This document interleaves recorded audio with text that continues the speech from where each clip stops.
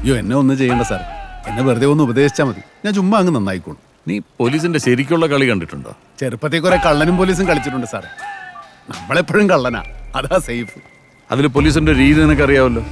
കണ്ണടച്ച് 1 മുതൽ 10 വരെ എണ്ണും.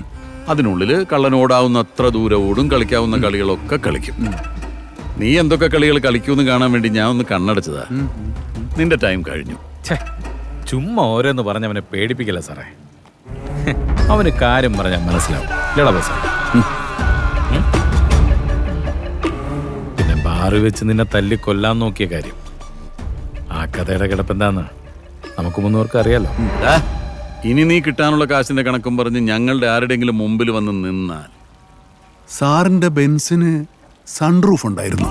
ഞാൻ ഇന്നലെ രാത്രി അറിയാതെ തുറന്നിട്ടു. ആ പെയ്ത മഴ മുഴുവൻ കാറിനകത്തായി. കഷ്ടമായിപ്പോയി, പാവം കാർ. സാറെന്താ പറഞ്ഞ? ഇനി പറച്ചിലില്ലടാ, ചെയ്ത്ത. വേണ്ട സാറേ, വിട്ടുകളാ. എടാ ബോസേ, തരാനുള്ള കാശ് തന്നാ തീരും. പക്ഷെ നീ അതിന്റെ പേരിൽ കാണിക്കുന്ന ഈ കന്നം തിരിവുണ്ടല്ലോ, അതങ്ങനെ കിടക്കും. അതറിയിക്കാനാ ഞാനിങ്ങോട്ട് വന്നത്. സാറേ, എന്റെ കണക്ക് ക്ലോസ് ചെയ്യാതെ ഞാൻ കൊച്ചി വിടില്ല. അത് കമ്മീഷണർ തടഞ്ഞാലും ശരി, DGP തടഞ്ഞാലും ശരി.